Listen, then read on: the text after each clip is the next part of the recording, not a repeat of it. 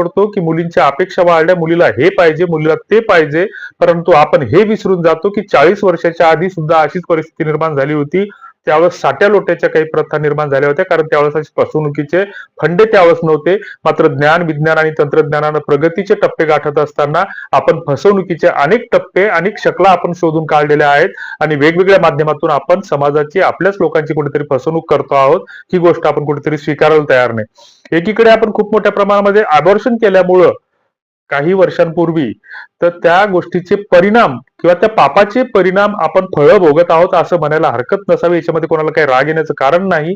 आणि दुसरीकडे मुला मुलींच्या संख्येमध्ये विसंगती निर्माण झालेली असताना पूर्वी जी काही विवाह संस्काराची जी काही उतरण होती किंवा जी काही जडणघडण होती, तर परस्पर सहजीवनाच्या अंगाने लग्न लावले जायचे. कुटुंब व्यवस्थेच्या बळकटीकरणासाठी आपण विवाह संस्था ही चालवायचो. मात्र या विवाह संस्था आपण मोडीत काढलेली आहे. त्याला फक्त लग्नात माईक हातात घेऊन मध्ये लग्नापुरता आपण त्याला संस्कार म्हणतो. बाकी आपण त्याचा संस्कार नावाचं कुठलंच गोष्ट त्याच्यामध्ये ठेवलेलं नाही.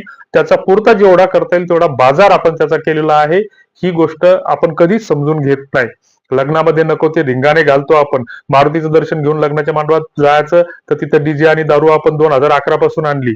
त्याच्यानंतर त्या हळदीचा धिंगाणा आता 4-5 वर्षात सुरू केला, प्री वेडिंगचा धिंगाणा सुरू केला, त्याच्यानंतर मेहंदीचा वेगळा धिंगाणा सुरू केला. एवढंच काय की स्वतःला आपण खानदानी म्हणून घेत असताना वेगवेगळ्या पदव्या आपण त्या बायोडाटामध्ये लिहित असताना 96 कोळी, 92 कोळी, घाटाखालचे शेंद्रे, हेंद्रे, अक्करमाशी, बारमाशी, पाटील, देशमुख, ही सगळ्या पदव्या आपण विशेष न लावत असताना लग्नाच्या कार्यामध्ये तुमच्या आमच्या बायांना आता कोणीतरी तिसराच माणूस भाड्यानं आणलेला साड्या नेसायचे प्रकार सुद्धा आता घडत आहेत. वेगवेगळी रंगरंगोटी करून आपण तिथं सोंगा आपण त्या लग्नाच्या कार्यामध्ये दाखवत आहोत. आणि ब्युटी पार्लर शिवाय आता तुम्हाला आम्हाला पर्याय